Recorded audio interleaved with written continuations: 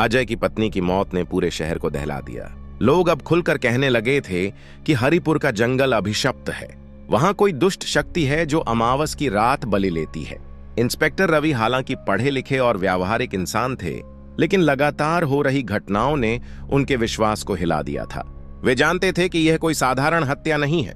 अजय की बातों और पुराने मामलों की गुत्थी मिलाकर उन्होंने तय किया कि अब उन्हें खुद उस गुफा तक जाना होगा जहां अजय और उसकी पत्नी गए थे। उसी रात रवि अपने हवलदार सुरेश के साथ जंगल की ओर निकल पड़े। अमावस की रात थी। पेड़ों के बीच से आती ठंडी हवा सिहरन पैदा कर रही थी। हर पत्ता, हर शाखा जैसे चीख रही थी।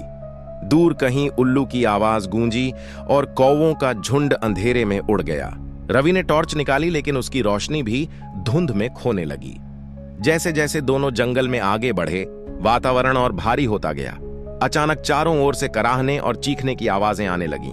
रवि और सुरेश एक दूसरे की ओर देखने लगे। सुरेश ने कांपते हुए कहा, सर, ये आवाजें यह इंसानों की लग रही हैं। रवि ने उसे शांत किया और बोला, धैर्य रखो, हमें सच्चाई जाननी होगी। तभी सामने का धुआं घना हुआ और 3 परछाइयां रवि के सामने आ खड़ी हुईं। यह दृश्य देखकर उसके पैरों तले जमीन खिसक गई। वे कोई और नहीं बल्कि नीरज, विष्णु और अजय की पत्नी की आत्माएं थीं। उनके चेहरे पीले और आंखें पूरी तरह काली थीं। शरीर पर टांकों के निशान थे और मुंह से धीमी कराह निकल रही थी।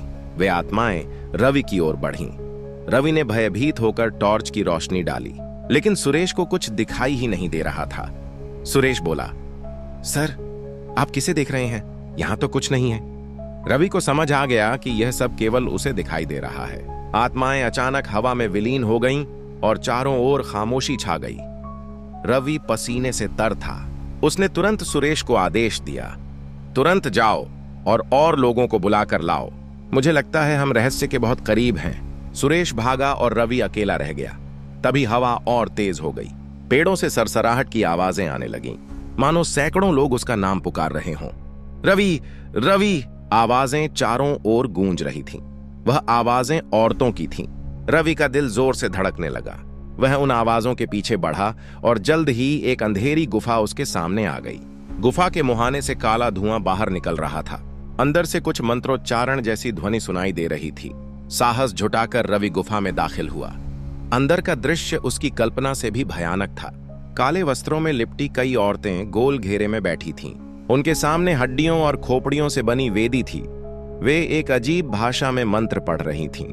बीच में एक औरत खड़ी थी, वही काली साड़ी वाली औरत जिसे जगदीश और अजय ने देखा था। उसके बाल खुले थे, चेहरा छिपा हुआ था, लेकिन उसकी आंखें लाल अग्नि की तरह चमक रही थीं। वह धीरे धीरे रवि की ओर बढ़ी। रवि ने उसकी आंखों में झांका और लगा जैसे वह किसी अथाह अंधकार में गिर रहा हो। अचानक सब औरतें एक साथ मंत्रोच्चारण रोककर उसकी ओर मुड़ी। उनकी आंखें भी अब लाल चमक रही थीं।